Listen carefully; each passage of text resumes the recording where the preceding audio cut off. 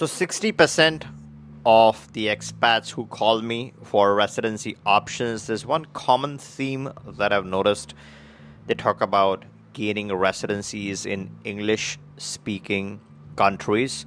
So I wanted to reference a very interesting article from the World Economic Forum, and it lists out the countries with English as the second language. So yes, there's a primary language in those countries, but then the population also speaks in English pretty fluently. That's what you're targeting. That's what you're looking for. Now, it has obviously all the countries that it's listing or ranking, but I'm going to pick up the countries that offer residencies, which can then be converted into citizenships. And that's what exactly you're looking for. Now, this is not investment or any kind of immigration advice. This is educational content, my opinion. And before we kickstart this journey, if you haven't subscribed, make sure to subscribe so you stay up to date on any changes to any of the programs. Now, the first continent, of course, is English speaking countries in Europe, right? Europe, everyone's favorite continent. That's where you have a lot of countries clustered together. That is where you need at least one or two options. Now, in this list, it has obviously all the countries, the leader being Netherlands. But again, as I said, I'm not going to reference countries where you aren't looking at realistically getting a residency or citizenship. The two notable examples on this list that pop out are Portugal, with a close to 60% English proficiency rating, right? That's pretty good. So you have Portugal as number one on the list. How do you get Portugal? Now, Portugal has the golden visa, is not as attractive as before. There's some changes in the pipeline which might make it slightly attractive. They're trying to reduce the wait times by 50%. If you have missed that coverage, you can return and take a look at this video. This talks about what's brewing in the pipeline as far as Portugal is concerned. The second on this list that pops up is Serbia. This is definitely cheaper. It's not an EU country for all the right reasons. It's not Russia, right? It's a beautiful, tiny country with a lot of advantages. The banking sector hasn't been the strongest in the region, right? But it's improving as more expats are coming in, as the country is getting more expat friendly, as the policies are being more pro-expat. The banking is improving as well. Now, how do you get Serbia? Now, Serbia is pretty straightforward. Purchase any kind of property in Serbia, and that makes you eligible for temporary residency. There's exciting changes that have happened inside of Serbia. If you missed my coverage regarding Serbia, you can return and take a look at this video. This talks about what's brewing as far as Serbia is concerned. So that's the European region. There are other countries on this list, but these are the top two that I would pick if you're trying to look for residencies that have English proficiency as well as easy pathway to not only a residency but also a citizenship in future. Now let's look at countries in Asia, and a couple of countries that pop out over here are Malaysia. So the easiest and the fastest way to do Malaysia is the new MM2H program, right? It has modest requirements. The silver category is, in my opinion, the best category, 105K and a bank deposit, couple of other requirements, and then you can qualify for residency in Malaysia. This is not a citizenship option, but this is a high quality residency, not only to diversify your funds, but make it easy for you to survive, to do banking, to maybe visit, maybe spend some time. It has a 60-day stay requirements, which in my opinion is disappointing, but I think it's still doable.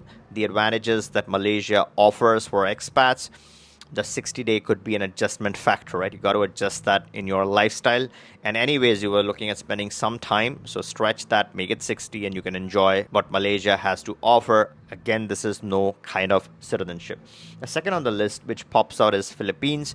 I particularly don't like Philippines that much because it's on the FATF gray list. So if you're doing banking transactions, it could be a hassle for a few people. For that reason, I don't like Philippines that much. But then there's also South Korea on the list. If you do the dual citizenship hack, and this is not immigration advice, it's just a fact, that if you have a citizenship from a certain country, then you could potentially keep dual citizenship with South Korea because of their constitution. If you don't want to know what this matter is, you can return and take a look at this video. This covers this in more detail. English proficiency is at 60% in Philippines and 54% in South Korea. South Korea has a golden visa. I've covered that on my channel. With Philippines, if you're looking for residency, you have two options: SIRV, which is the investor route, and then SRRV, which is the retiree route. Again, I've covered all these options on my channels. If you go through my library, you can access these options. If you have any questions, you know what to do. You can click the link in the description, book a call with us. We can answer your questions and also get you started with the residency of your choice. We have attorneys in most of the places that we talk about, or we can easily connect you with our preferred partner attorney. Now let's focus on Latin America's everyone's hot favorite, and the top two over here on this list and clear favorites are Argentina. If you have a child in Argentina, that really makes you eligible for the Argentinian citizenship. And if you don't have a child, 2 years of residency anyways makes you eligible to apply for the Argentinian citizenship. Again, I have several videos covering Argentina, what's life like, what's going on in the region, how you can qualify for residency, etc. So you can, again, watch my videos on Argentina. The second one, and the English proficiency in general in Latin America is usually very poor. But considering all of that, Argentina ranks at 58%, which is super high as compared to other Latin countries.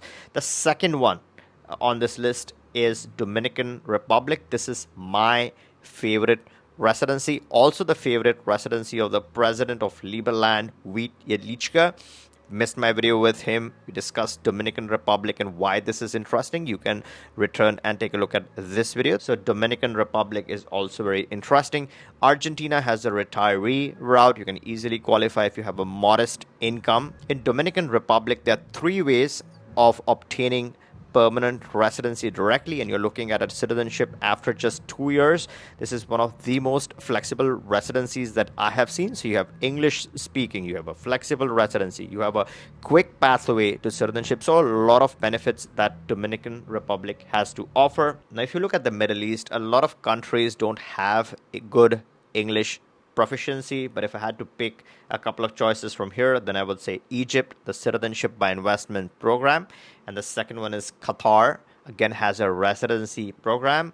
You can purchase a condo in Qatar and do the minimum investment in real estate, and that way you can obtain a Qatar residency. The percentages are pretty low in terms of English. Egypt ranks at 47, Qatar is at 46%, almost equal to Egypt.